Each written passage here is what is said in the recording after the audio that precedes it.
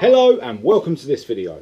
I'm Marcus Hayes and this evening I'm going to be taking Maud, my Mordor Mark II Escort, who is currently up on axle stands, more about that in a minute, to probably the most iconic car cruise in London, if not England, maybe even the world. I am of course talking about the Chelsea cruise. Now I was going to start the video later on, but I'm round here today having a look at a couple of things on Maud, so I thought I might as well show you what I've been up to. Now apologies for the wind, I hope you can hear what I'm saying.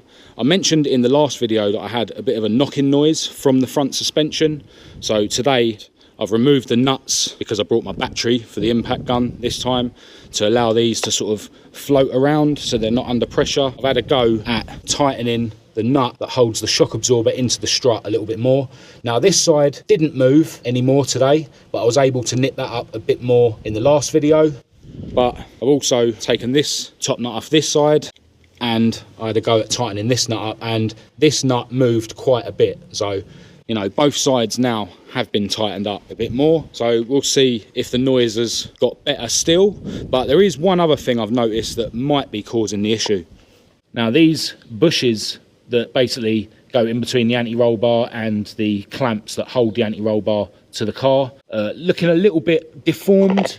You know, the shape of the hole in the bush, you know, it's definitely a bit of a gap there, so I'm guessing that that could also cause a knocking noise when I'm going over bumps, so that's something I'm definitely going to look to change soon as well. I noticed in the comments of the last video someone was saying that it could actually be the bearing in these top mounts. Now that is obviously a possibility. These top mounts aren't that old, so I hope not, but yeah, once I've put this back together later I'm going to jack it back up and then just see if there's any movement there. Obviously there is at the moment because there's no top nut on it. Now while I was under the car today, I did notice that this sump is getting very close to this cross member again. Now as I've explained in previous videos, this cross member has been cut out to try and clear this sump. I've also lowered the cross member down, and that was to gain clearance between the front of the sump and the steering rack. Yeah, I've also raised the gearbox up a bit, and you know, it's weird that I didn't have to do any of this in the Mark 1. I did put the spacers here just to gain a bit of clearance with the steering rack, but yeah, I didn't need to cut the cross member out or anything. So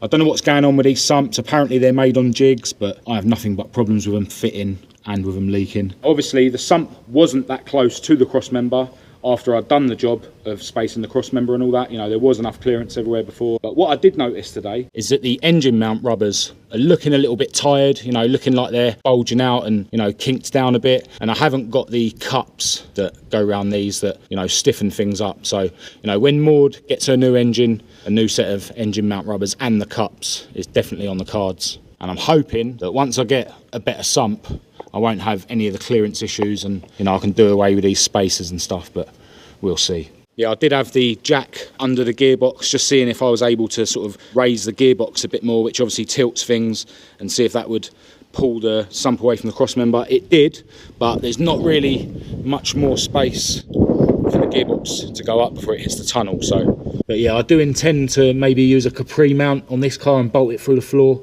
similar to what I've done with the RX-8 gearbox in the Mark 1. But yeah, it's all stuff I'm not even worried about at the moment until I get Maud's new engine in. So yeah, apart from doing a quick diff and gearbox and engine oil check, I'm going to put Maud back together and head home to get changed to go out to the cruise later on. Give these another whiz with a gun. Jack it back up. There's definitely no movement on that one. I don't think there's movement on that one either. So I think that means the top mounts are all right. Right, so I'm ready to make my way home, but there is one other little thing that I fitted to Maud during the week. Now I know it doesn't match the other two switches, but I got this in Halfords and I had to queue up half an hour to get in there, so I didn't want to come away empty-handed. But I've now got a spring return switch, which is my launch control button.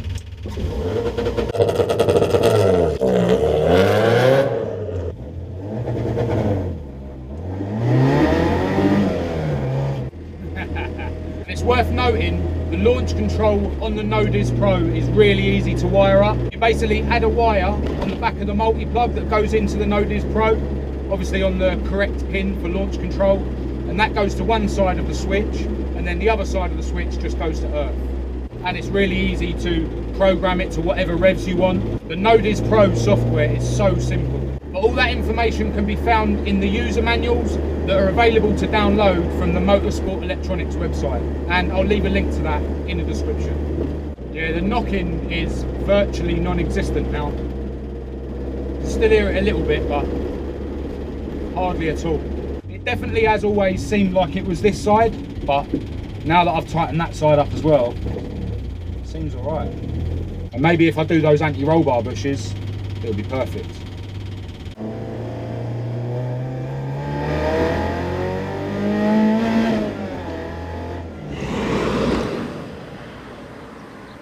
Now, one thing I didn't do when the car was jacked up at the garage is adjust the clutch cable. I've got no jack here, so I've had to put it up on the curb to do it.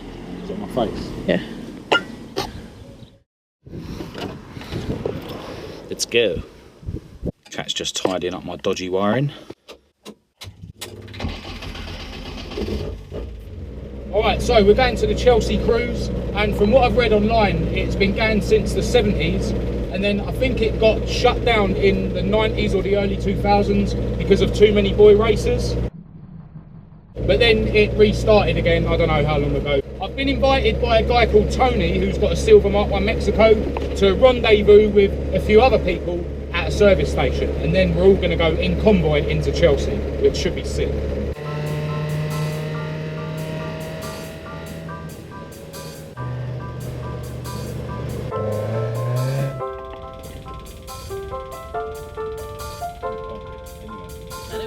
Right, so I'm here at the Rendezvous Point. Loads of lovely cars here. Let's have a quick walk around. Mark II belongs to a guy called Ian. Recognise this one. Tony's Mark 1 Mexico. Tony's the one that invited me to meet up here with this lot. Look at this pot.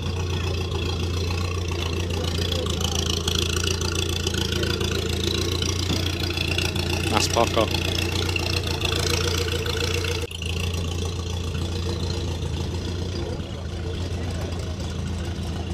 This Mark II that belongs to Danny and David Coogan, who I've been chatting to quite a lot online.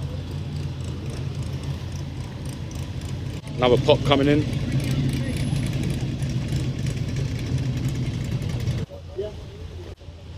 All right, mate. Yeah, good. You?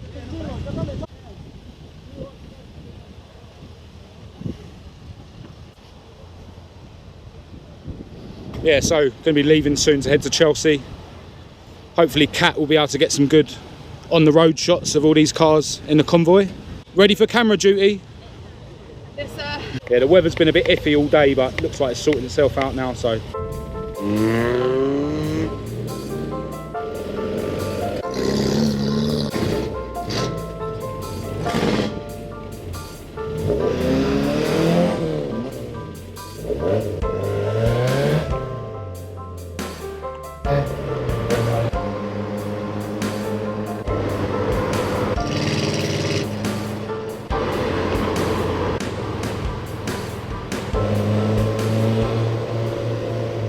So cool driving in convoy with some other classic Fords. It's going to be an epic evening.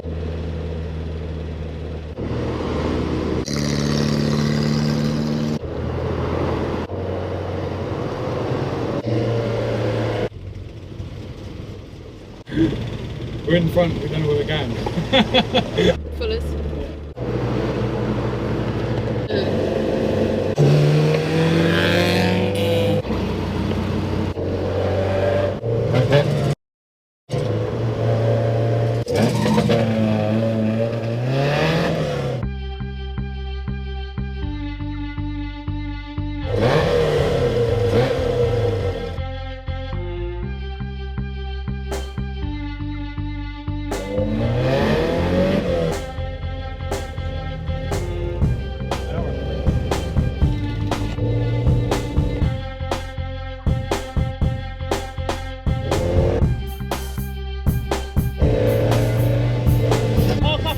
Yeah, why not?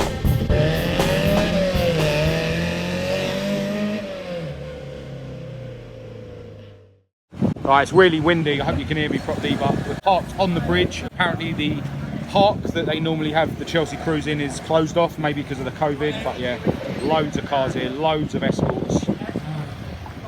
I'm on the iPhone because the 2 new GoPro batteries that I bought are both broken, so they won't charge or work, so I've only got 1 GoPro battery with me, and because of all the filming on the way here, it's dead. Cat brought a power pack, so it is charging as we speak.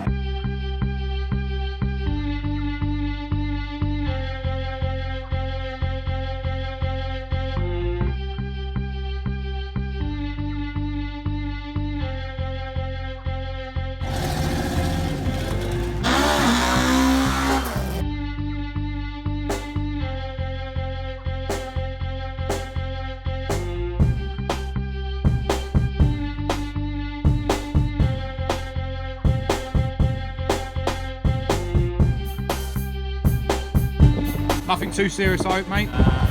Just the plug up.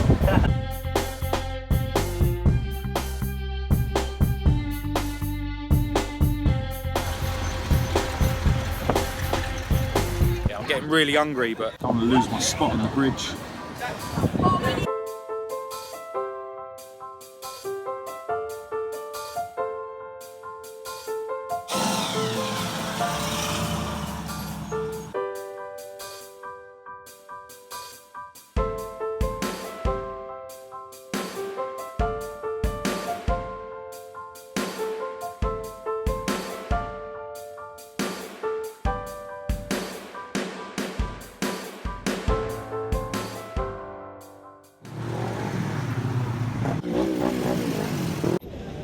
Alright, so I'm back on the GoPro. Cat is queuing up for some food.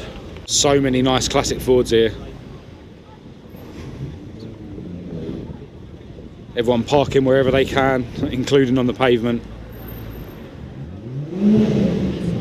Check out this Mini.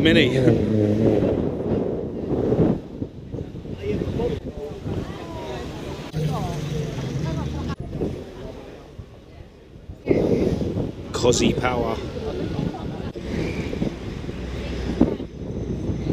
Literally classic Fords as far as the eye can see. It's going to take a little walk down further. Mark 1 Fiesta. I think that's a Mark 1 Toyota Starlet. Bubble arched Mark 1.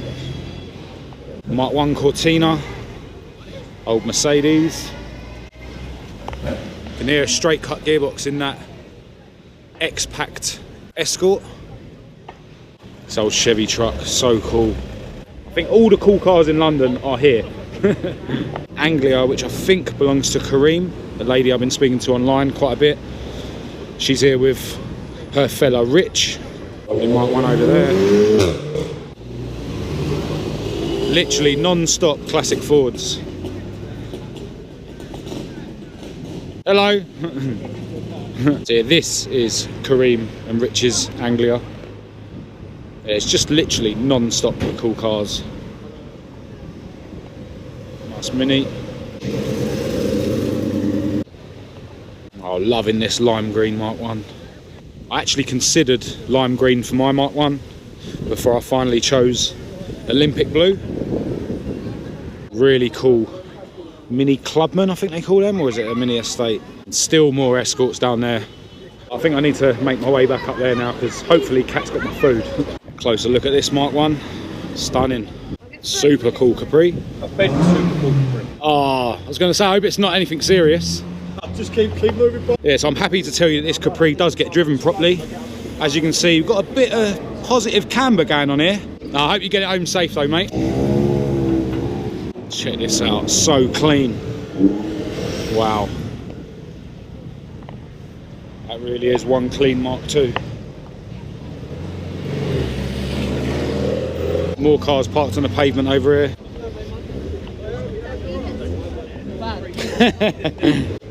A few Corvettes. Yeah, literally all sorts of cars here. It's good to see so many escorts.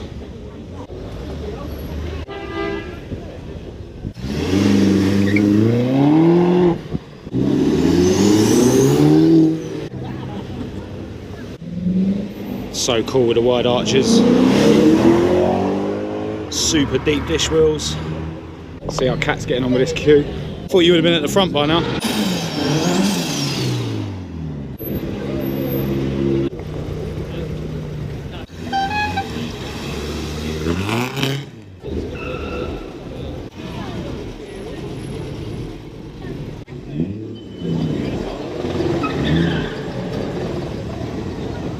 I just went with chips. Didn't really like the look of the meat they had on offer, so I thought I'd play it safe. Any good?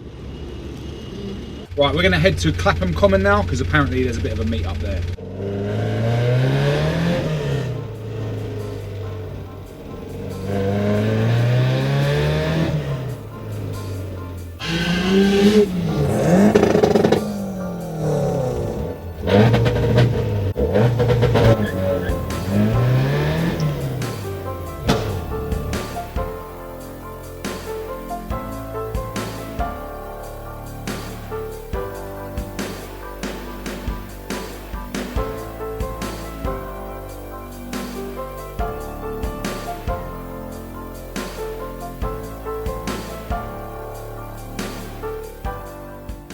Yeah, I can't seem to find the spot where everyone goes at Clapham Common. I think we'll just head back to the bridge now.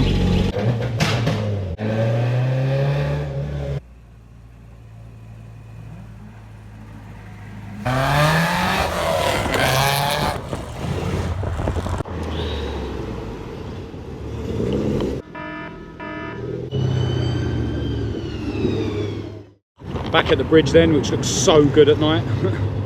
Starting to quieten down now. Cat's getting cold, maybe it's time to head home soon.